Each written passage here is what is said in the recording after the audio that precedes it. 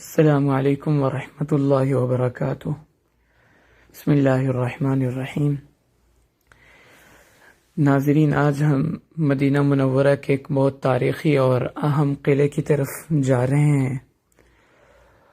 کعب بن اشرف مدینہ منورہ کا بہت مالدار یہودی تھا، اور اس کا تعمیر کیا ہوا قلعہ آج بھی اس کے اثرات اور کچھ باقیات موجود ہیں، انشاءاللہ وہ آپ کو دکھائیں گے۔ یہ آپ دیکھیں کعب بن اشرف کا قلعہ اور اس کا برج۔ 1400 سال سے زیادہ عرصہ گزر گیا، لیکن اس کے کھنڈرات سے آج بھی یہ اندازہ لگایا جا سکتا ہے کہ اپنے دور کا کس قدر مضبوط اور شاندار اور ناقابل تسخیر قلعہ تھا۔ یہ اس کی کچھ باقیات ہیں جو آپ اپنی اسکرین پر دیکھ رہے ہیں۔ یہ اس کا برج ہے اس قلعے کا۔ آج بھی اس کے موٹی موٹی دیواریں پتھروں سے بنی ہوئی ہے۔ اس کا برج آج بھی دیکھ کے اندازہ لگایا جا سکتا ہے کہ 1400 سال پہلے جب یہ قلعہ اپنی اصل حالت میں تھا تو کس قدر مضبوط اور ناقابل تسخیر تھا۔ یہ کچھ تفصیل بھی اس کی اس طرف لکھی ہوئی ہے۔ قصر کعب بن الاشرف، کعب بن اشرف کا قصر اور محل۔ اس پہ تفصیل کچھ یہ لکھی ہے کہ اس میں 8 برج تھے اس قلعے میں، اور اس قلعے کے اندر ایک کنواں ہے جو اب بھی موجود ہے، اگرچہ خشک ہو گیا لیکن کنواں ابھی بھی اپنی اصل حالت میں موجود ہے۔ اور اس قلعے کی چوڑائی 33 میٹر اور لمبائی بھی 33 میٹر ہے، یعنی مربع ہے تقریباً۔ کعب بن اشرف یہ مدینہ منورہ کا بہت مالدار اور بنو نذیر قبیلے کا سردار شمار ہوتا تھا۔ اس کا جو والد تھا وہ نبہان قبیلے سے تعلق رکھتا تھا، اور اس کی جو والدہ تھی عقیلہ، اس کا تعلق بنو نذیر سے تھا۔ بنو نذیر یہ مدینہ منورہ کا مشہور، یہ جو سامنے آپ باغات دیکھ رہے ہیں یہ سب قبیلہ بنو نذیر کے ہیں۔ یہاں پہ یہود کا مشہور قبیلہ بنو نذیر یہاں پہ آباد تھا۔ تو بہرحال کعب بن اشرف کا واقعہ کچھ یوں ہے کہ جنگ بدر میں جب کفار کو بری طرح شکست ہوئی اور ان کے 70 سردار مارے گئے، تو کعب بن اشرف کو اس چیز کی بہت تکلیف تھی، کیونکہ اس کی دلی ہمدردیاں وہ مشرکین مکہ کے ساتھ تھیں۔ تو اس کو اس چیز کا سخت افسوس تھا کہ مشرکین مکہ کو اتنا نقصان ہوا۔ تو یہ جنگ بدر کے بعد مشرکین مکہ سے تعزیت کرنے کے لیے گیا۔ جب تعزیت کرنے کے لیے گیا تو وہاں جا کے اس نے ان سے اظہار ہمدردی کی، اور ایسے بہترین اشعار اور مرثیہ پڑھے کہ ان کے اندر دوبارہ سے مسلمانوں کے خلاف ایک جوش، ایک انتقام پیدا ہو گیا۔ اور کعب بن اشرف وہاں جا کے حضرت ابو سفیان جو مسلمان نہیں ہوئے تھے ابھی تک، ان سے ملا اور ان سے کہا کہ آپ اگلے سال دوبارہ حملہ کریں تو میں آپ کے ساتھ دوں گا، باہر سے آپ حملہ کریں، اندر سے میری مکمل آپ کو سپورٹ ہوگی، ہم مسلمانوں کو ہمیشہ کے لیے ختم کر دیں گے۔ اور حرم میں جا کے بیت الشریف کا غلاف پکڑ کے انہوں نے عہد و پیمان کیے کہ ہم دوبارہ سے اکٹھے ہو کے مسلمانوں کے خلاف حملہ کریں گے۔ تو آپ صلی اللہ علیہ وسلم کو اس واقعے کی اطلاع ملی کہ اس نے یہ عہد شکنی کی ہے، کیونکہ یہود کے ساتھ میثاق مدینہ کے نام سے آپ نے ایک عہد کیا تھا کہ ہم ایک دوسرے کے خلاف قتال نہیں کریں گے، ایک دوسرے کے خلاف کسی کی مدد نہیں کریں گے۔ تو یہ اس کی کھلی خلاف ورزی تھی۔ تو آپ صلی اللہ علیہ وسلم کو اس واقعے کی اطلاع ملی تو آپ کو اس چیز کے بارے میں کافی تشویش ہوئی۔ یہ قلعے کے اندر کے مناظر ہیں، یہ سامنے آپ دیکھیں، کمرے بنے ہوئے ہیں، بیچ میں دیواریں، آج بھی کچھ نہ کچھ اس کے اثرات موجود ہیں، آثار باقیات آج بھی کچھ ہیں۔ الحيوط ما زالت واقفة لليوم۔ تو اس کا یہ سب سے بڑا جرم تھا کہ اس نے مسلمانوں کے خلاف کفار مکہ کو ابھارا تھا، اور دوسرا اس کا بڑا جرم یہ تھا کہ مسلمان خواتین کے بارے میں انتہائی نامناسب اور نازیبا فحش اشعار یہ پڑھتا تھا، کیونکہ اشعار میں بہت اس کا ملکہ تھا۔ تو انتہائی نامناسب اشعار پڑھتا تھا اور مسلمان خواتین کے لیے غیر مناسب الفاظ استعمال کرتا تھا۔ یہ قلعے کا برج ہے اور اس کے ساتھ یہ کنواں نیچے۔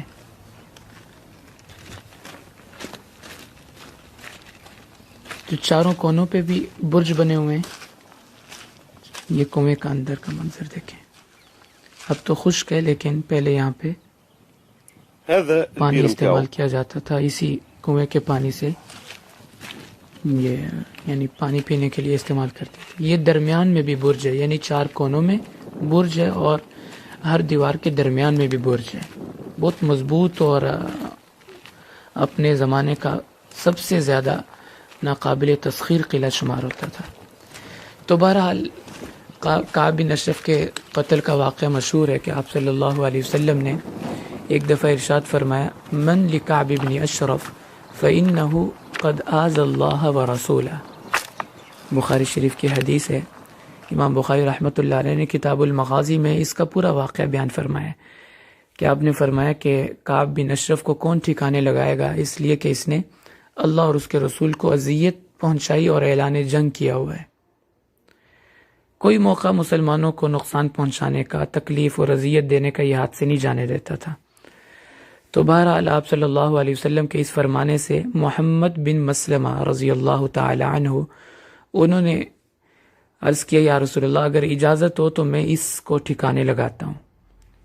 محمد بن مسلمہ یہ بنو حارثہ قبیلے سے تعلق رکھتے تھے.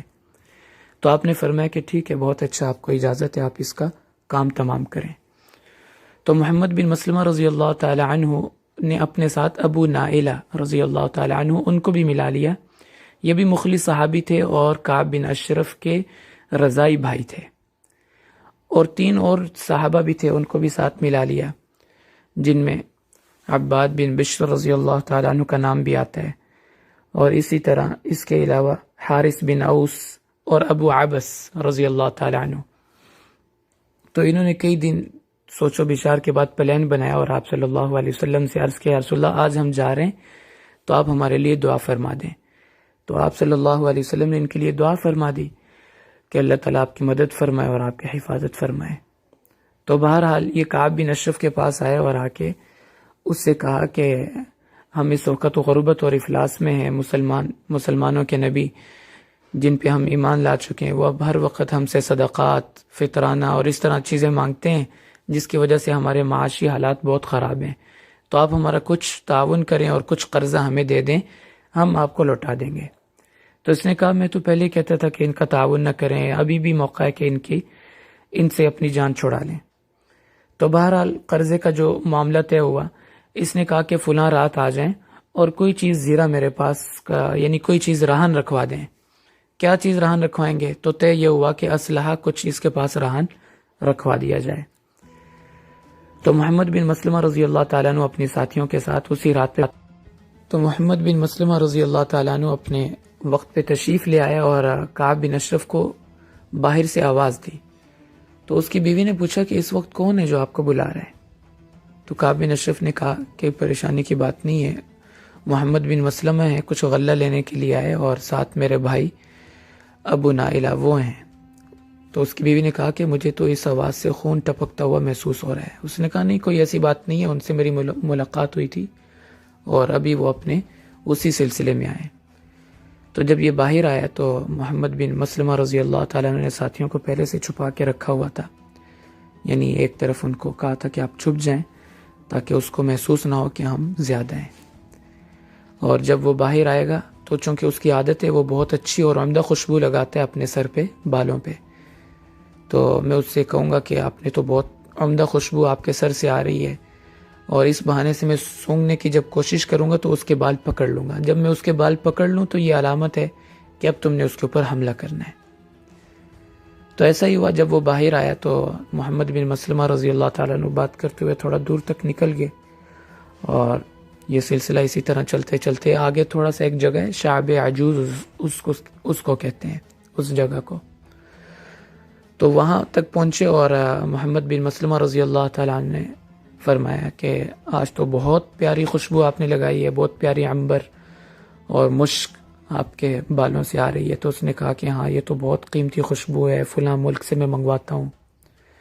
تو محمد بن مسلمہ رضی اللہ تعالیٰ نے فرمایا کہ اگر اجازت ہو تو میں اس کو سونگھ لوں. اس نے کہا بالکل سونگھ لیں. جب اس نے سر نیچے کیا تو انہوں نے اس کے سر اور بال پکڑ لیے اور فوراً صحابہ سے جو اپنے ساتھی سے کہا تھا کہ نکل آؤ اور اس کو ختم کر دو۔ تو وہیں پہ اس کو موقع پہ ہی قتل کر دیا، اور اس نے ایسی چیخ ماری کہ قریب کے جتنے بھی گھر تھے بنو نذیر کے، انہوں نے، رات کا وقت تھا، ہر طرف سناٹا اور خاموشی تھی، تو سب نے اس کی چیخ کی آواز سنی اور دیے وغیرہ جلا کے دیکھے، لیکن اپنے گھر سے باہر کوئی نہیں آیا کہ کس کی آواز ہے، کون ہے، کیا معاملہ ہے۔ تو بہرحال اس طرح یہ 5 صحابہ تھے، انہوں نے مل کر اس کو قتل کیا اور واپس آپ صلی اللہ علیہ وسلم کے دربار میں پہنچے۔ جب بقیع کے پاس پہنچے تو اونچی آواز سے کہا اللہ اکبر اللہ اکبر۔ تو ان کی تکبیر کی آواز سن کے آپ صلی اللہ علیہ وسلم کو اندازہ ہو گیا کہ کعب بن اشرف کو قتل کر دیا اور یہ اپنے منصوبے میں کامیاب ہو گئے۔ تو پھر یہ مسجد میں آئے اور آپ صلی اللہ علیہ وسلم کو آ کے اس کی اطلاع دی، تو آپ نے ان کے لیے برکت کی اور خیر کی دعا فرمائی، اور آپ خوش ہوئے کہ اس ناسور کو مدینہ منورہ سے ختم کر دیا گیا ہے، اور جس نے مسلمانوں کو اذیتیں پہنچائی تھی وہ اپنے ٹھکانے پہ پہنچ گیا ہے۔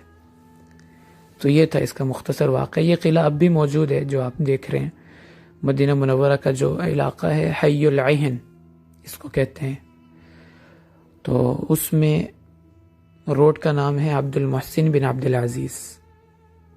تو اس علاقے میں اگر ہم جائیں تو یہ قلعہ اور اس کی باقیات آج بھی موجود ہیں۔ اس سے پتہ چلتا ہے کہ کامیاب انسان وہی ہے دنیا اور آخرت میں جو اللہ اور اس کے رسول کے سامنے اپنے سر کو جھکا دے۔ صحابہ اکرام نے آپ صلی اللہ علیہ وسلم پہ سب کچھ لٹا دیا، سب کچھ آپ پہ وار کر دیا، تو اللہ تعالیٰ نے 1400 سال گزر گئے، آج بھی ان کا نام محبت اور عقیدت کا استعارہ بن چکا ہے۔ اور جو اللہ اور اس کے رسول کے دشمن تھے، خواہ وہ کتنے ہی کامیاب کیوں نہ ہو، مادی اعتبار سے کتنے ہی ترقی یافتہ کیوں نہ ہو، لیکن اس زمانے میں بھی وہ ناکام اور نامراد ہوئے، اور آج بھی جب ان کا نام لیا جاتا ہے تو ایک نفرت کا استعارہ اور نفرت کے جذبات دل میں پیدا ہوتے ہیں۔ اللہ تعالیٰ ہمیں سچی محبت اور عقیدت اور اتباع نصیب فرمائے۔